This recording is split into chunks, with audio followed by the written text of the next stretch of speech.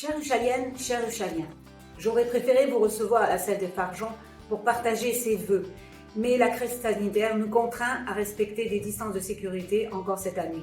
C'est pour cette raison que des cérémonies des vœux ont été annulées dans tout département. Malgré cette crise sanitaire, nous avons maintenu la dynamique, une dynamique de solidarité, en restant aux côtés des personnes fragiles. Notre centre communal d'action sociale a joué un rôle prépondérant dès le début de cette crise. Nous avons proposé nos services, apporté des courses, des médicaments. Je voudrais remercier tous les membres du CCAS, sa vice-présidente Jacqueline Jourdain et Cathy, employée communale, qui font un travail exceptionnel. En 2022, il faut redonner vie à notre village avec des événements forts à venir. Les animations sont prévues pour nous retrouver et continuer à vivre. Le Crespéo ou Carnaval, nous partagerons ensemble Omelette Géante. Une semaine jeux intergénération. Et le 21-22 mai, la 7e édition d'Éclat de Talent, une manifestation qui met à l'honneur tous les talents du village. Soyons confiants, malgré cette épidémie, conservons cette dynamique du vivre ensemble pour rompre l'isolement et partager des moments en société en suivant évidemment l'évolution de la situation sanitaire. Tout au long de l'année, nous sommes allés à votre rencontre, dans vos quartiers, pour vous donner la parole, s'occuper du quotidien, se comprendre, échanger. Nous allons, dès les semaines qui viennent, mettre en œuvre les différentes solutions que nous avons prévues pour améliorer votre quotidien.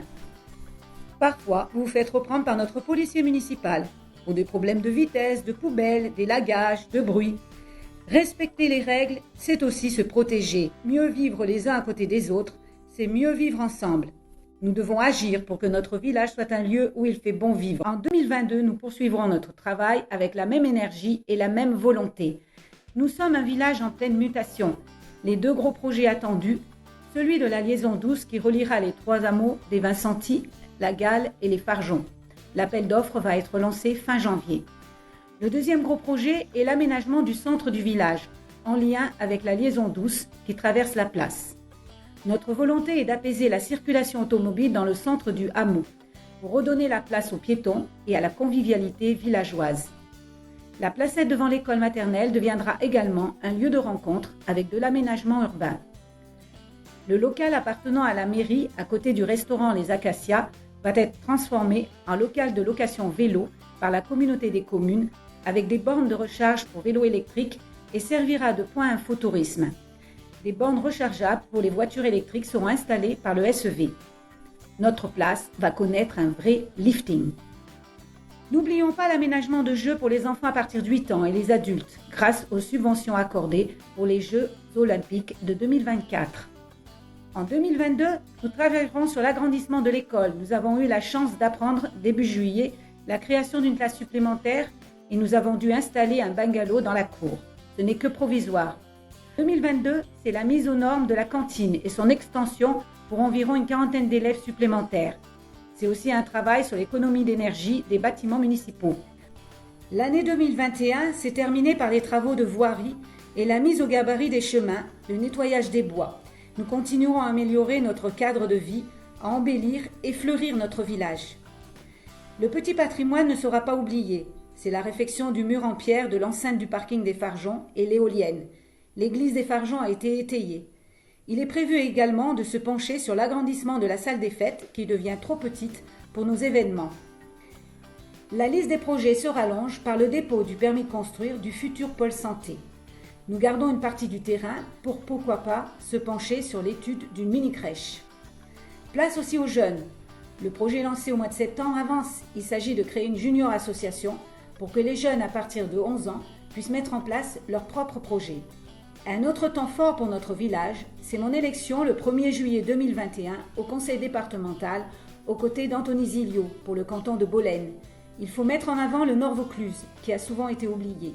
Un projet me tient à cœur avec plusieurs Uchaliens, c'est la valorisation du massif du Chaux, riche en biodiversité, pourquoi pas obtenir un label. Comme je vous l'ai dit, la dynamique est lancée. Poursuivons avec la communication. Le site internet existe déjà, on lui refait une beauté.